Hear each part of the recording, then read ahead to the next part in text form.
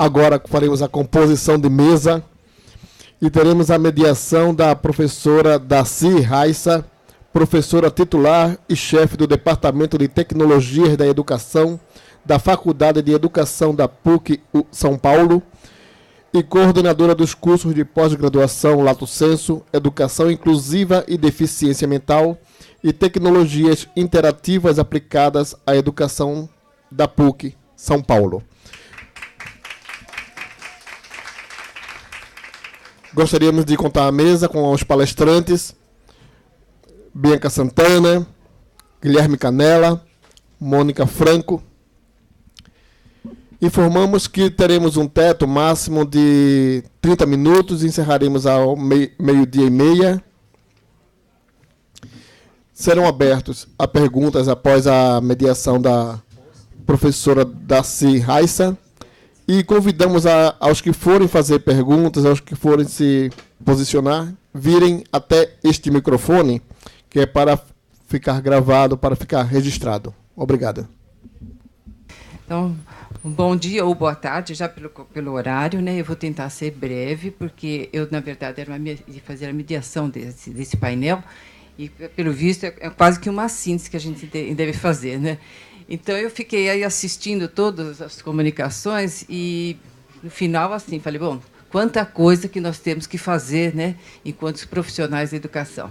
Então, a Mônica vem com as políticas aí, né, com esse bando de tecnologia, de tudo que tem que aparecer, né, e aí o Guilherme também trazendo todas as políticas e as propostas e os desafios, a Bianca também trazendo, né, o que foi feito, os grandes problemas. Então, o que me resta, o que eu fiquei pensando aí que poderia estar falando para vocês? As tecnologias vieram fazendo quase que uma síntese do que aconteceu nesta manhã. Elas estão aí, com uma grande revolução tecnológica, né? E a Mônica até fala, bom, só falta a gente pôr o chip, aí nós vamos ter um montão de robôs aí andando por aí, todo mundo igual, né? E isso me dá uma certa angústia, porque, na verdade, o início do nosso seminário, né, falamos dos direitos humanos e a personalidade, cada um de nós, a diversidade, né, quem somos nós como pessoas é fundamental. Então, é um grande risco, né, se a gente começar a padronizar e todo mundo igual, todo mundo pensar igual, através do uso da tecnologia. Então, eu queria dizer que, para mim, no início do seminário, quando eu vi educação, tecnologia e direito humano, o direito humano me chamou grande atenção. Quer dizer, respeito ao ser humano, acesso às tecnologias, acesso à cultura e acesso ao conhecimento é fundamental para a promoção do homem. Que faremos nós, como educadores, e usando todo esse aparato tecnológico que nós temos, do qual nós não vamos mais escapar dele, porque ele veio para ficar nessa grande revolução, se não é para a promoção do ser humano e para que nós possamos formar indivíduos mais cultos, com maiores conhecimentos, mais felizes e com uma qualidade de vida melhor e que possa ter acesso ao trabalho, né, com a maior qualidade, etc. Então, isso eu acho que é o ponto fundamental. A tecnologia veio, é uma revolução, como a gente já falou, mas como fazer disto, como usar a tecnologia na prática pedagógica, no pedagógico, né? O Guilherme...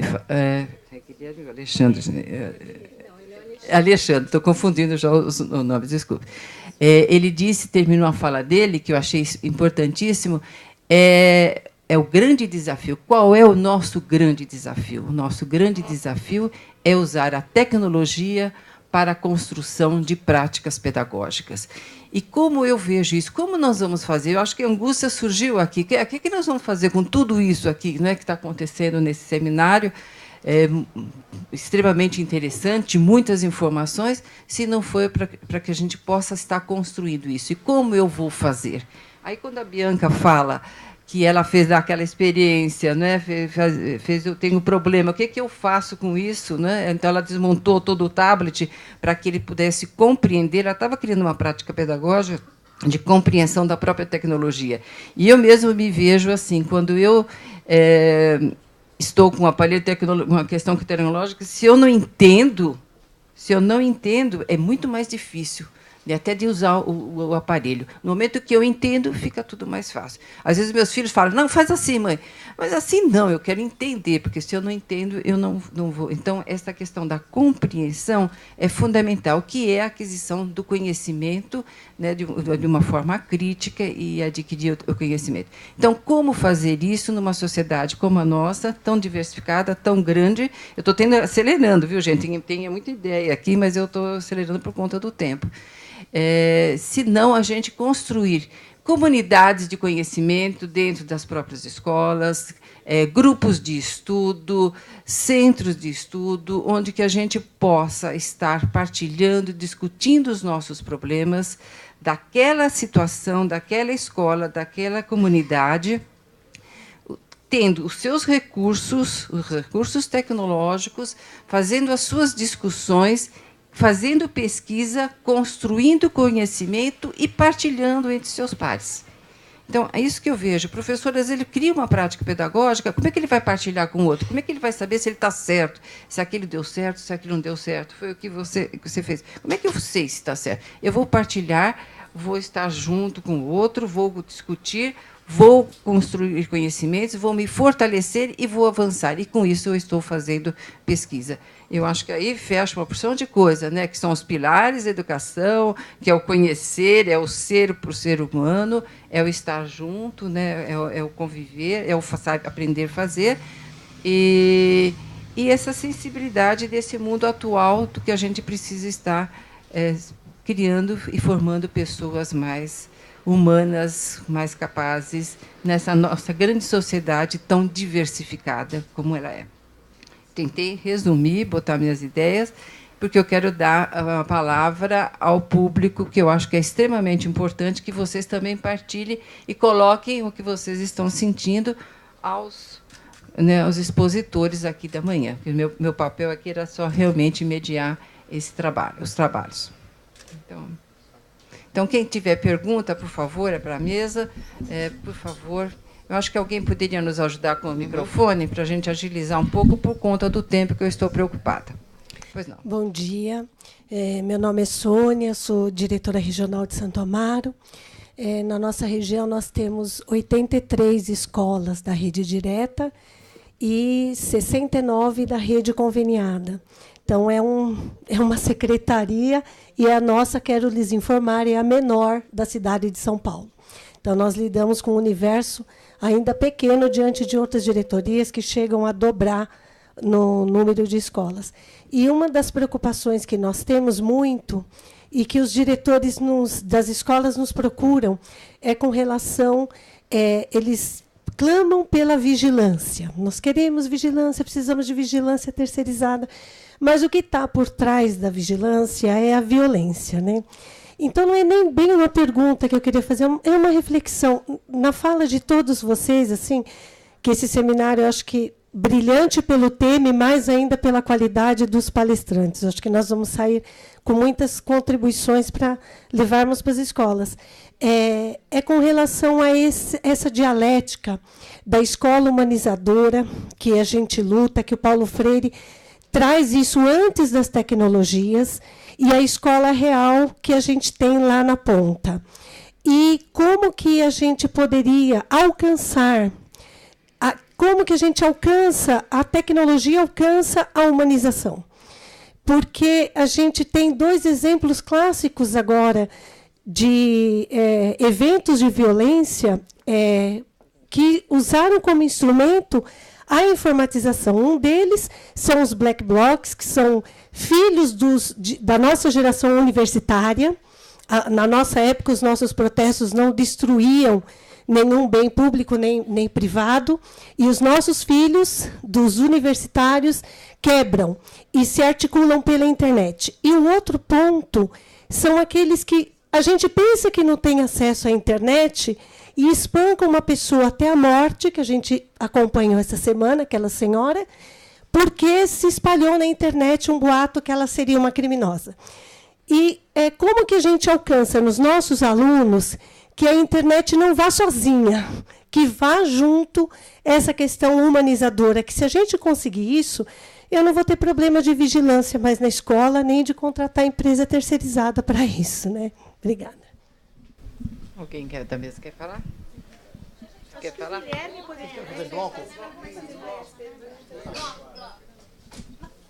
Fazer as perguntas. Lembrando que nós temos 4 inscritos. Então vão ser colocadas Bem todas as bloco. perguntas, depois nós fazemos o fechamento. Okay. Então, bom dia à mesa, aos palestrantes. Queria me congratular fortemente aí com a contribuição que vocês trouxeram. Meu nome é Soraya, sou supervisora de uma região de Pirituba. Gostaria de fazer um enfoque aí dentro dessa lógica dos direitos humanos, que foi mesmo uma novidade epistemológica trazer essa dimensão para esse debate.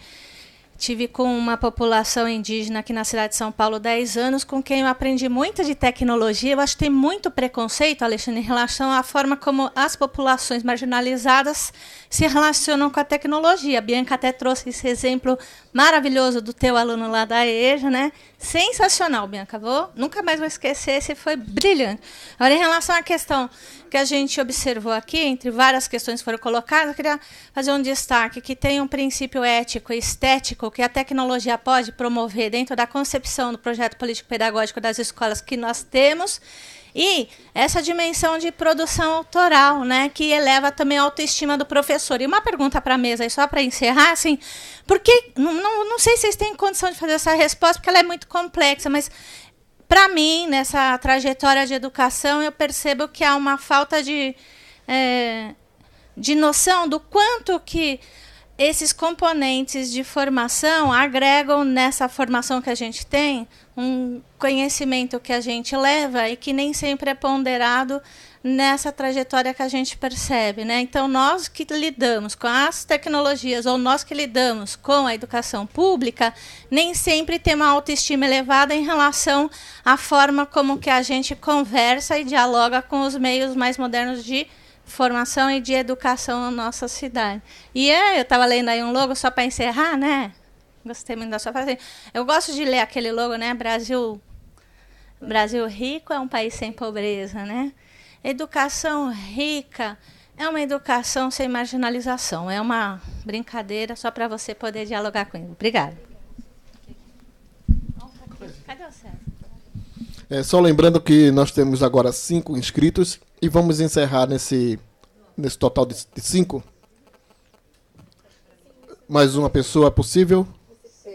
6. Então, obrigado. Bom dia, mesa. É um prazer estar aqui. Meu nome é César. Sou diretor do OTP da Freguesia do Ó, da diretoria regional. Então, são perguntas objetivas. Primeiro para a Bianca. O material da licença Creative Commons, ele é livre para uso próprio ou eu posso utilizar, que eu trabalho com formação, eu posso usar esses materiais com essa licença para uma formação para professores, por exemplo, da rede pública, como gestor público. Uma outra coisa, não sei a resposta, faz tempo que eu ia atrás, mas se você souber, o conteúdo disponível na internet, que não tem nenhuma especificação de licença, ele é uso livre ou todo ele é, de alguma forma, limitado? Tá? Essas são as duas. Para o Guilherme, ele falou um pouquinho da apropriação da Matrix, né, de apropriação do código. Então, o que seria isso na prática para um aluno da educação básica se apropriar da Matrix? O que ele é se apropriar do código para entrar nesse mundo tecnológico, que não seja só saber mexer na interface dos equipamentos? E para a Mônica, uma coisa muito discutida no mundo tem sido a educação de forma híbrida, onde a personalização por meio da tecnologia, ela vem como uma forma, a discussão é essa, em substituir talvez o modelo dito fracassado da educação dos séculos atrás, que hoje no mundo tecnológico não dá mais conta. Então o mundo tem adotado, diversos países e governos, projetos e ideias que mesclam sala de aula com ensino à distância e interação tecnológica.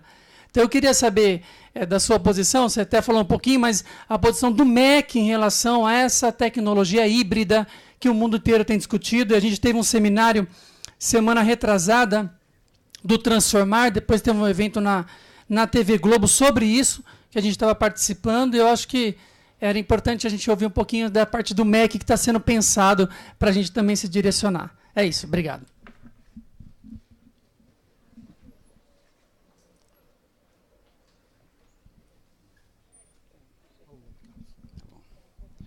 Bom dia, eu sou Carlos Lima, sou coordenador do programa de Educomunicação Ondas do Rádio, sou conselheiro municipal de Ciência, Tecnologia e Inovação. E aí a partir das falas dos colegas, né, eu pesquei algumas informações até chegar à minha pergunta, né? Então, o Alexandre falou sobre o acesso equitativo da internet, que é um sonho, na verdade, num país como esse, isso é um sonho, mas que muitas vezes esbarra na questão da infraestrutura, de acesso qualitativo nas periferias do país. E aí eu estou dizendo São Paulo também, que nas bordas da cidade, a internet é difícil chegar com qualidade, né? Por outro lado, a Bianca, aí já vai uma reflexão na questão da cultura digital, fala da questão do software livre. E se a gente está falando de tecnologia, a gente também tem uma opção que é o software livre e os novos aparatos tecnológicos que estão à disposição das novas gerações. Aí eu tenho aqui o Canela, que fala o seguinte: as tecnologias não se finalizam apenas no computador e na internet. Eles para além disso, tem o rádio, tem a televisão e tem as novas mídias.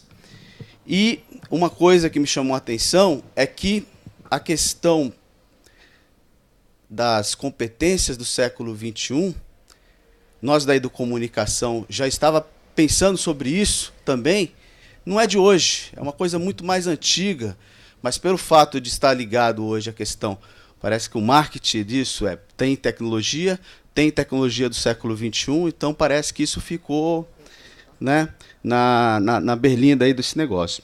A minha pergunta é o seguinte: você falou sobre a questão da educação aberta, e eu vi grande semelhança com o que a gente chama de educomunicação.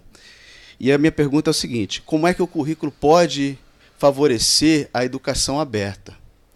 E aí eu digo o seguinte, para a colega do MEC, se isso também pode ser chamado de educação integral, já que nós temos programas do MEC, o Mais Educação, que também, num eixo, fala também da questão dos projetos de tecnologia. É isso. Obrigado. Temos mais dois inscritos. E o tempo está... fossem isso. Breves por conta do tempo, viu, gente? Não, desculpa. São mais 3 inscritos. Tá, tudo bem. Bom dia a todos, meu nome é Marcos Augusto. E eu escutei com atenção aqui, me preocupou um pouco quando a colega do MEC lá falou dessa questão da personalização digital, né? Eu sou supervisor escolar e também sou professor de uma classe de 3ª série. E eu cheguei agora no impasse, né? Eu vim agora esses últimos dias, ensinei meus alunos a fazer cartas, utilizar o correio e tudo. Eu tenho uma classe de 3ª série que é muito bacana. Eles tiveram horário integral na 1ª e na 2ª série, são alunos assim muito avançados. E eu levo eles muito na sala de informática e até assim direcionado para pesquisar alguns sites, pesquisar algumas coisas. E depois a gente deixa um pouquinho no horário livre e vira aquela coisa, né? Entra em tudo aquelas coisas que a gente não queria que entrasse, né? O ano passado eu estava na EJA, não tive dúvida. Eu criei o e-mail para todo mundo, né? Agora, na 3ª série, quando você fala de personalização digital e dessa pressão que tem para usar, para fazer, para ser digital, né? Quando que eu tenho que criar o e-mail para esses meus alunos? Né? Será que eles estão prontos? Ou a gente deixa eles sem, ou a gente inclui? Porque eu acho que a partir do... Eu me senti um cidadão digital a partir do e-mail. Será que está no momento de 3ª série, 8, 9 anos de idade, já eles serem? Ou a gente deixa eles vagando assim? Foi o que me afligiu aqui, tá? Lembrando que vamos encerrar agora 12h30 e alguma coisa, tá? Boa tarde, eu sou Maria Cristina Boaschi, sou coordenadora do Cefai, da diretoria de Pirituba. Minha pergunta é simples, eu gostaria de saber como que nós podemos oportunizar o uso de computador para os nossos alunos com deficiência física na rede. Nós temos muitas crianças que utilizam o computador em casa e, quando chegam na sala de aula, não têm a oportunidade de acompanhar os seus estudos porque não têm o computador. É isso que eu gostaria de perguntar. Muito obrigada. Encerrando o bloco. Bom dia a todos. Meu nome é Luiz Fernando. Eu sou POIE, professor de orientação de informática educativa do vereador Antônio Sampaio, uma escola aqui da Zona Norte de São Paulo. E aqui eu vejo que existem diferentes instâncias, né? Então, assim, o MEC que pensa o país, né? A questão da tecnologia do país, a Unesco com os países em volta, né? E aqui a Bianca, um pouquinho ali pensando a escola, né? Pensando um pouco. E às vezes algumas perguntas elas não dão conta. Então, o que eu penso assim, como é que vocês dialogam, criam estruturas de diálogo entre essas instituições e a escola? O professor que está lá na ponta, com a tecnologia, trabalhando com seus alunos, né? Como é que a gente pensa isso a partir de uma perspectiva assim? A tecnologia tem a questão da personalização, né? Eu, particularmente, acredito que isso é uma temeridade se nós estamos falando de conceito cooperação e colaboração, né? Mas, por outro lado, vejo os espaços virtuais também como essa possibilidade de diálogo. Tá bom? Obrigado. Bom, eu vou dar 5 minutos para cada um de vocês para fazerem os esclarecimentos e tentar responder as perguntas. É claro que nós não vamos atender a todos, né, como gostaríamos, mas por conta do tempo. Então, acho que poderíamos começar com a Bianca, se você puder fazer uma síntese daquilo que foi dirigido mais especialmente a você, por favor. 5 minutos, vamos lá. Tentar. A Sônia fez a primeira pergunta, né, da Dré, a questão da violência, da vigilância. É muito difícil, na minha opinião, e na perspectiva com a qual eu trabalho, que alguém externo te dê uma receita. E também sei que não é isso que você está pedindo. Mas eu acho que as melhores soluções, nos autores com quem eu trabalho, elas vêm construídas com as pessoas que vivenciam aquele problema. Então, existe alguma possibilidade de utilizar essa lógica de rede para construir soluções na comunidade? E aí eu nem estou falando da diretoria, estou falando da escola. Será que cada escola consegue sentar os principais atores para pensar em soluções para esses problemas? A única coisa que eu posso falar sobre isso é lógica de rede distribuída.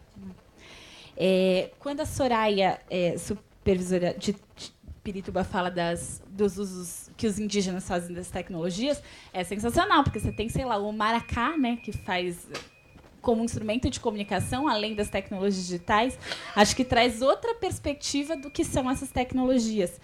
E existe uma bibliografia interessante que trata dos direitos humanos em relação à apropriação das tecnologias na educação. Se você quiser, depois eu posso compartilhar alguns links, né? Mas a sua pergunta é sobre a produção autoral, certo? Isso. E você falou até da autoestima, né, dos professores, de quem está ali no dia a dia, que eu acho que se conecta muito com a pergunta do Luiz Fernando. Então, eu vou pedir licença para vocês dois para juntar. E é uma coisa, de fato, muito importante, eu acho, né? Qual é a escuta das pessoas que estão na ponta? Vocês que estão lá, né, na sala de aula, na DRE, que soluções vocês trazem? Então, com certeza, cada um de vocês podia estar hoje com o microfone aqui na frente, apresentando as próprias experiências ou debatendo soluções. E como é que vocês conseguem construir essas soluções com aquela liberdade de que a gente falou anteriormente do Paulo Freire? E aí eu fico olhando para o professor Fernando Almeida enquanto eu falo, porque eu acho que um dos principais desafios das políticas educacionais é de pensar numa perspectiva bottom-up. E para a Mônica também, que eu já enchi tanto o saco da Mônica que eu tenho até vergonha, assim.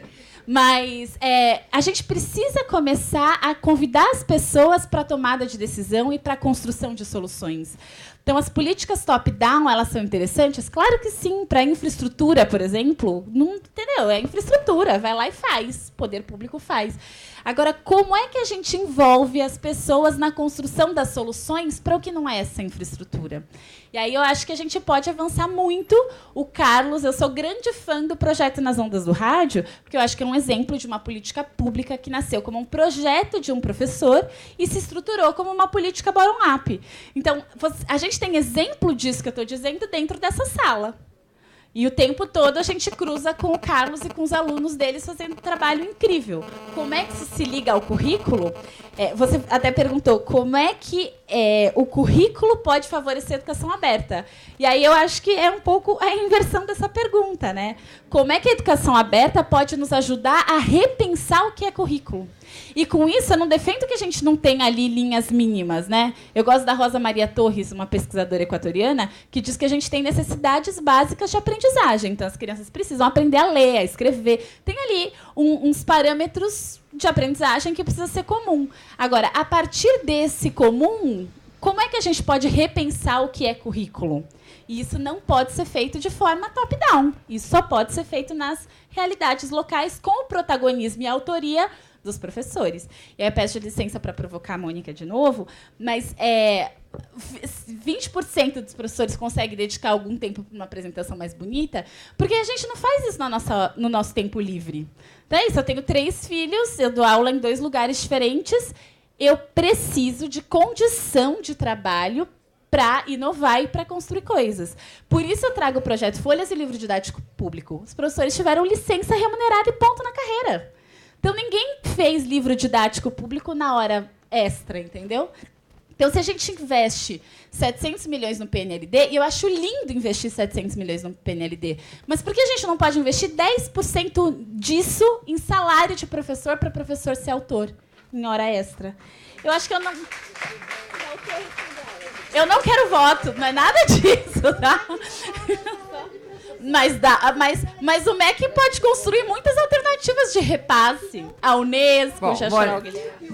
Bianca, o tempo da Bianca terminou, tá bom, Bianca? Eu não respondi o César só. Posso só responder o César? Desculpa. Ela quer mais um tempinho, só um minutinho. Que o César me perguntou especificamente do... Eu vou passar para ela. Desculpa. César perguntou do Creative Commons. É o seguinte... Se está na internet publicado de qualquer jeito e não tem o que pode fazer com aquele recurso, a lei brasileira de eleitoral diz que não pode nada. É um horror a nossa lei. Viu, Mônica? Já fala lá com o Ministério da Cultura. Tá? Agora, Creative Commons, já encheu o saco geral.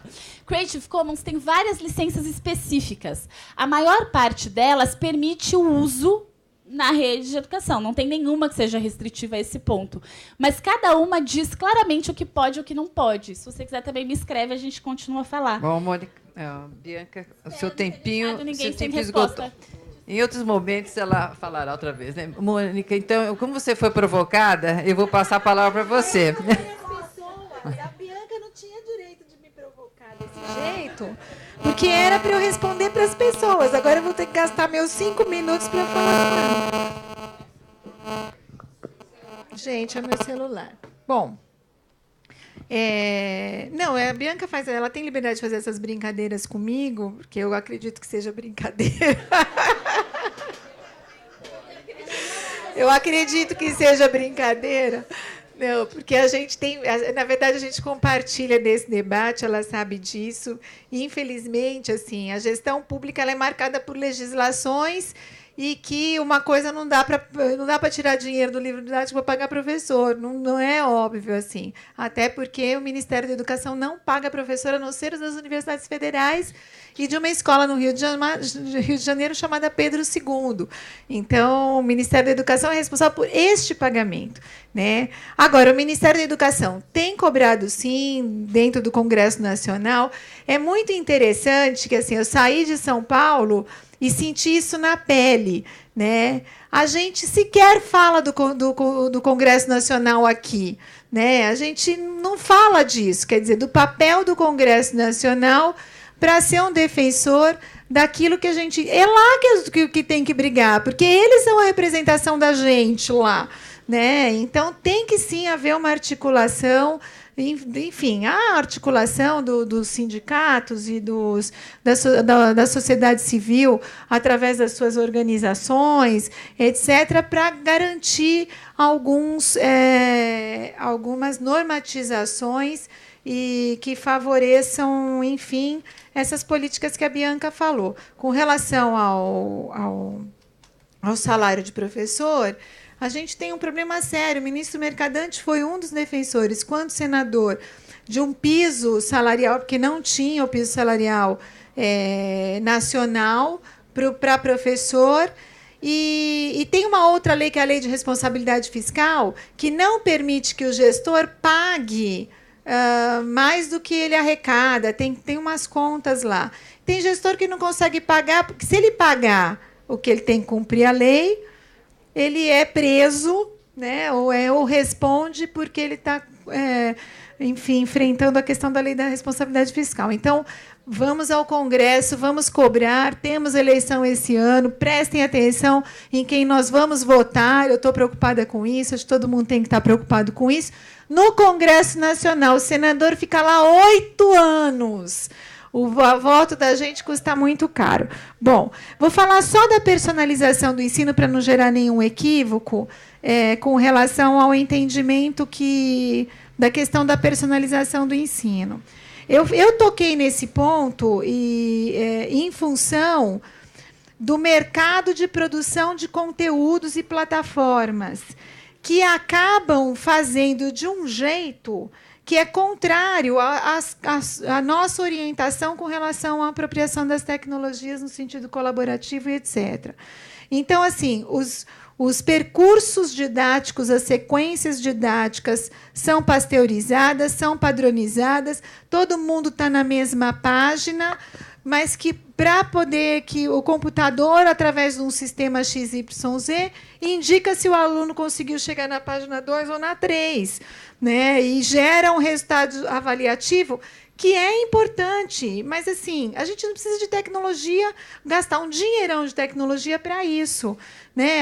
Ela tem que partir do pressuposto do pedagógico. Então, quando eu não lembro o nome do perguntador, mas que fala ali da questão da híbrida, o César que falou da híbrida, então, a gente é super favorável, desde que a finalidade tem que estar na frente, não tem que estar a reboque de um modelo, né? Então, assim, vamos fazer agora o ensino híbrido, etc., etc., de repente, não pode ser. Eu falei do exemplo da Amazônia para vocês.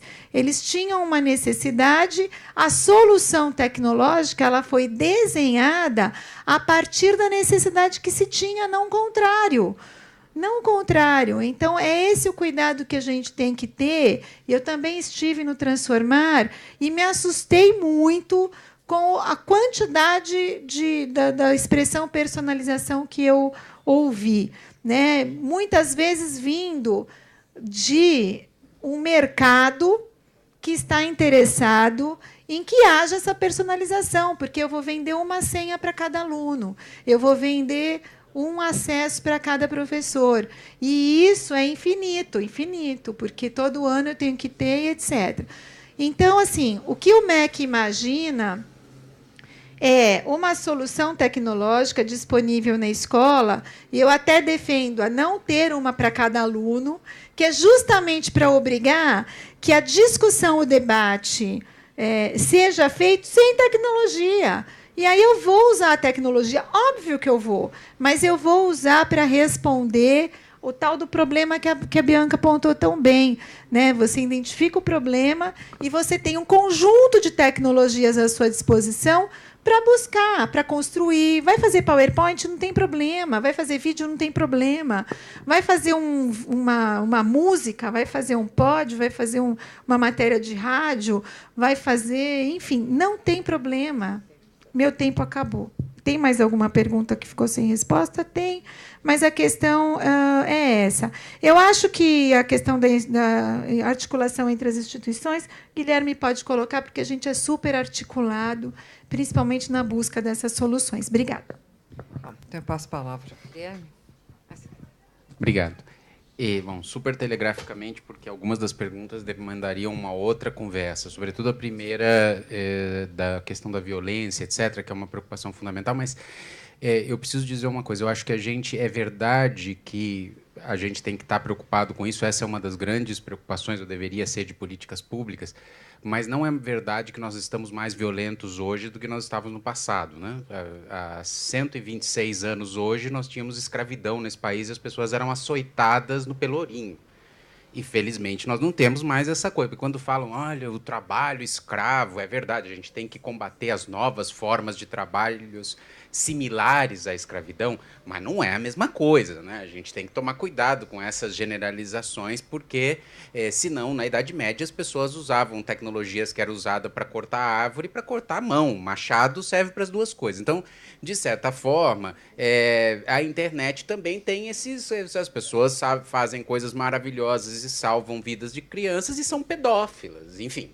Mas isso não quer dizer que a coisa esteja pior hoje. Eu, por exemplo, não trocaria hoje por uma Idade Média bucólica que eu tivesse que sair por aí de armadura para não receber uma flecha no meio do crânio, entendeu? Então, A gente não tinha conhecimento, né, Guilherme? Assim, a violência ela não era comunicada com...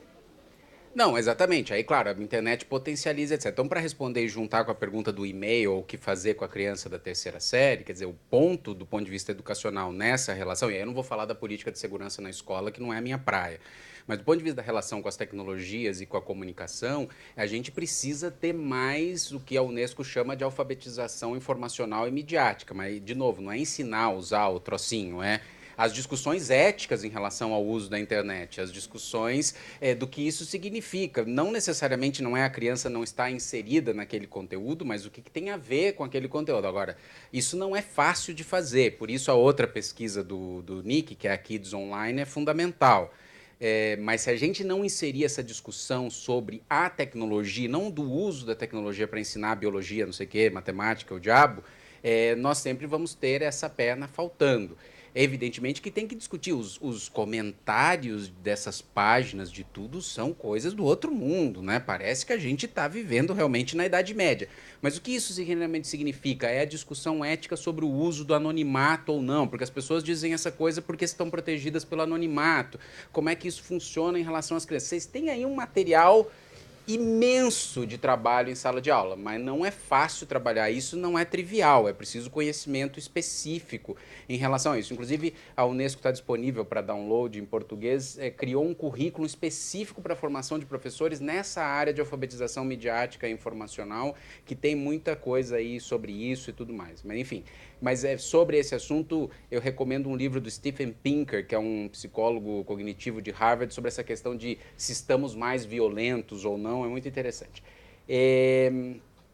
Sobre a questão do código, na verdade, é só fazer o que a educação sempre fez. Por que a gente ensina língua materna e matemática para as crianças e acha que isso é fundamental? Porque esses são os códigos para a gente entender o mundo até meados do século XX. Mas se a gente não entender o código desse novo mundo, a gente está para trás. As suas próprias perguntas são sobre o código.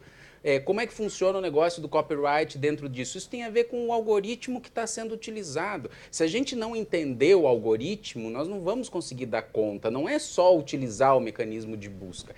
Agora, isso que eu estou dizendo não é fácil de fazer, porque esse é o grande ponto de interrogação para onde a educação vai. Nós vamos ou não vamos ensinar o código?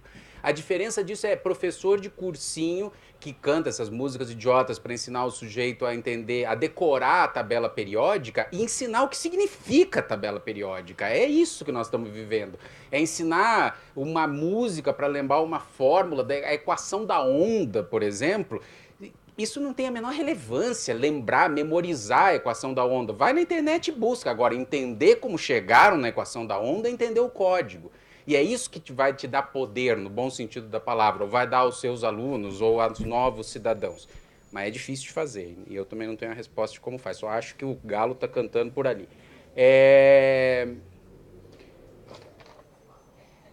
A coisa da acessibilidade para as pessoas com deficiência, eu acho que essa claramente é uma das grandes promessas desse admirável mundo novo. Não pode ficar só aí, a inclusão é muito mais do que a inclusão tecnológica e da acessibilidade tecnológica, mas ajuda muito. E não por outra razão, se vocês leem a Convenção sobre as Pessoas com Deficiência de 2006 das Nações Unidas, é a primeira convenção que insere de maneira muito clara a tecnologia como um direito humano. E está em vários dos artigos da Convenção. E aí, assim, é só explorar. Tem muita solução por aí interessante que pode ser utilizada. Agora, de novo, a perspectiva de fundo é a gente sair do projetinho piloto, da coisinha, e qual é a decisão de política pública de inserir esse negócio na sala de aula e nos outros espaços, qual é a decisão de fundo que tem que ser tomada do ponto de vista dos padrões, etc, etc. E para finalizar na questão do diálogo, eu acho que a pergunta é super importante, mas eu não vou fazer a coisa linda que seria dizer nós vamos incluir mesmo e não sei o quê. É porque a coisa é assim, do ponto de vista multilateral, os nossos chefes são os governos, então o nosso diálogo são com os Estados-membros. A questão aqui é, como a Bianca dizia, é que nós precisamos cada vez mais inocular a ideia de que a construção das políticas públicas precisa ser participativa. Agora, se os Estados-membros, se os governos, através dos sistemas da democracia representativa, etc., que é que a gente tem, não tomarem essa decisão de fato e de ser participação de verdade, como é que funciona isso e de verdade sabendo todos os riscos que isso incorre, porque quando você convida as pessoas para participar, elas dizem coisas inteligentes, dizem coisas idiotas, e enfim, aí você, muitas vezes idiota, mas e isso tem impactos na construção das políticas, e é preciso que esteja claro o fundamental aqui na construção bottom-up, ou nessa coisa, o fundamental aqui é quais são as regras do jogo, para que as pessoas não se frustrem. Porque as pessoas acham que vão para uma conferência municipal de qualquer coisa e que amanhã aquilo vai estar implementado. E o Estado deixa esse diálogo fluir dessa forma, de maneira equivocada.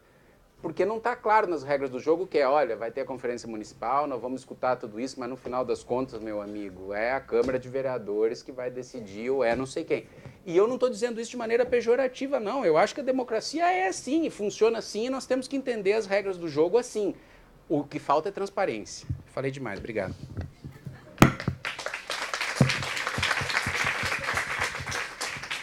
Gente, eu quero, adiantado da hora, eu vou encerrar os trabalhos da parte da manhã, e eu tenho certeza que a gente vamos sair daqui sensíveis, né, com reflexões e com vontade de quero mais, né, porque tem muito assunto ainda a ser discutido e debatido, né? E fica aí como sugestões o que a mesa colocou, que vocês colocaram para novos seminários, né? Um deles seria vocês trazerem essas práticas pedagógicas que vocês têm, que a Bianca falou, e compartilhar, porque eu acho que é fundamental também que vocês tragam essas experiências, né? Possam colocar o que tem sido feito, né, por vocês, valorizando o trabalho, né, que não é fácil. Eu quero agradecer aos expositores, né, pelo trabalho de hoje, e agradecer a vocês e desejando um bom trabalho na parte da tarde e amanhã. Tá? Muito obrigada.